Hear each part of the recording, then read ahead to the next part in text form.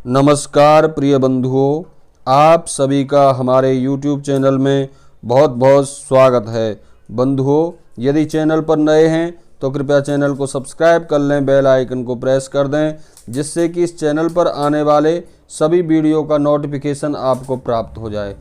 आज के इस वीडियो में आप श्रवण करेंगे कार्तिक मास के शुक्ल पक्ष की देव प्रबोधनी एकादशी, जिसे देव उठनी देव उठान एकादशी के नाम से भी जाना जाता है।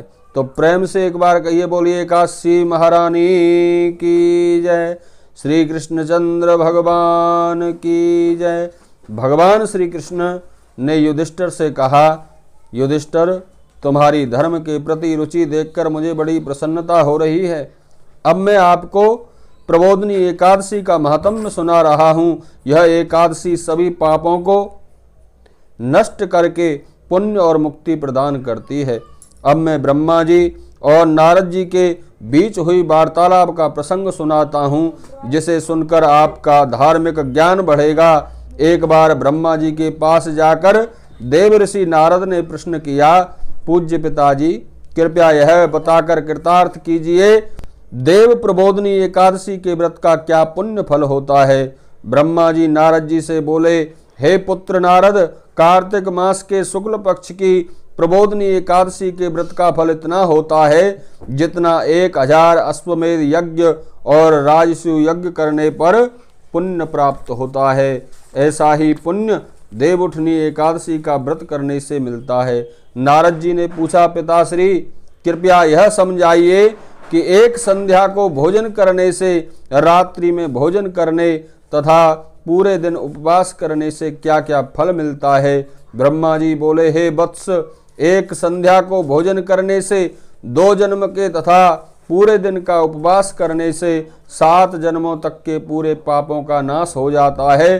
प्रबोधनी एकादशी के व्रत से वह वस्तु भी सहज ही मिल जाती है जिसका मिलना तीनों लोकों में मुश्किल है। इसके व्रत से बड़े बड़े पाप भी क्षण भर में नष्ट हो जाते हैं। पूर्व जन्म में किए गए अनेकों बुरे कर्मों को नष्ट करने में यह व्रत बड़ा ही प्रभावशाली है। जो लोग अपने स्वभाव के अनुसार विधि विधान से प्रबोधनी एकादशी का व्रत करते हैं, उन्हें उनकी इच्छा अनुसार पूरे फल प्राप्त हो जाते हैं। जो लोग श्रद्धा के साथ इस दिन थोड़ा सा भी पुण्य करते हैं, उनका यह पुण्य पर्वत के समान स्थिर हो जाता है, जो कभी नष्ट नहीं होता। जो लोग केवल मन में ही ध्यान कर लेते हैं कि मैं प्रबोधनी एकादशी का व्रत करूंगा, उनके भी 100 जन्मों के पाप कट जाते हैं। और जो लोग प्रबोधनी एकादशी को रात्रि में जागरण करते हैं, उनकी बीती हुई तथा आने वाली 10 पीढ़ियां विष्णु लोक में निवास करती हैं और नरक के अनेकों दुखों को भोगने से वे बच जाते हैं। उनके पितर विष्णु लोक में जाकर सुखी हो जाते हैं। देव प्रबोधनी में रात्रि जागरण से ब्रह्महत्या जैसे जघन्य पाप भी नष्ट हो जाते हैं। प्रबोधनी एकादशी के दिन मनुष्य को ब्रह्म मुहूर्त में उठ जाना चाहिए।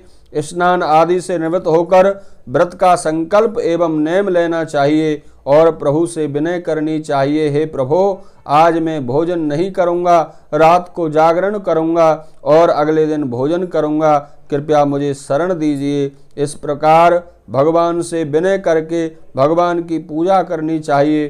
पूजा के साथ ही व्रत आरंभ हो जाता है। उस दिन रात्रि में भगवान की मूर्ति के सामने गीत गाकर, नृत्य करके, बाजे बजाकर तथा कीर्तन करके रात्रि में जागरण करना चाहिए और कृपणता का त्याग करके सुंदर पुष्प, धूप, दीप आदि से भगवान की आराधना करना बहुत अच्छा होता है। शंख के द्वारा भगवान को अर्घ देना चाहिए।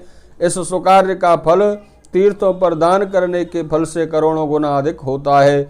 जो मनुष्य अगस्त पुष्प से भगवान की पूजा करते हैं, इंद्र भी उसको नमस्कार करते हैं। और जो लोग कार्तिक के महीने में भगवान विष्णु की पूजा बेल के पत्तों से करते हैं, वे मोक्ष पान के अधिकारी बन जाते हैं। तुलसी से भगवान की पूजा करने वाले भक्तों को 10,000 जन्मों के किए हुए पापों का उनके नाश हो जाता है। इस महीने में तुलसी महारानी के दर्शन करने से या उसका स्पर्श करने से और तुलसी का ध्यान करने से, तुलसी का पौधा रोपने से, कीर्तन करने से मनुष्यों को करोड़ों युग तक भगवान के धाम में निवास करने को मिलता है।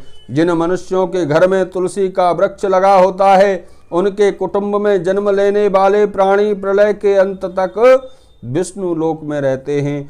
जो कदम्ब के पुष्पों से भगवान की पूजा करते हैं उन्हें यमराज कोई यातना नहीं देता।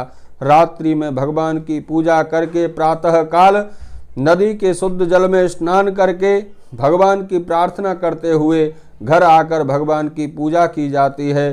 फिर ब्राह्मणों को सम्मान के साथ भोजन करा के दक्षिणा देकर संतुष्ट करना चाहिए। इसके बाद गुरु की पूजा करें, उन्हें दक्षिणा देकर नेम छोड़ देना चाहिए। जो मनुष्य कार्तिक मास में रात्रि स्नान करते हैं उन्हें दही और शहद का दान करना चाहिए। जो मनुष्य किसी फल की इच्छा करते हैं उन्हें फल दान करना चाहिए। घी, दूध और चावलों का दान इस दिन अत्यधिक पुण्य देने वाला है। जो लोग विधि पूर्वक प्रबोधनी एकादशी का व्रत करते हैं उन्हें मिलने वाले सुख का कभी अंत नहीं होता। सुख पूर्वक जीवन बिताकर अंत में वे लोग स्वर्ग में चले जाते हैं। जो लोग चातुर्मास व्रत को पूरा करते हैं उन्हें फिर संसार में जन्म लेकर नहीं आना पड़ता। जिनका चातुर्मास व्रत खंडित हो जाता है उन्हें दोबारा प्रारंभ कर लेना चाहिए, इसमें कोई हानि नहीं है। जो लोग प्रबोधनी एकादशी के महात्म्य को सुनते हैं या कथा श्रवण करते हैं उन्हें अश्वमेध यज्ञ का फल प्राप्त हो जाता है। बोलिए एकादशी महारानी की जय।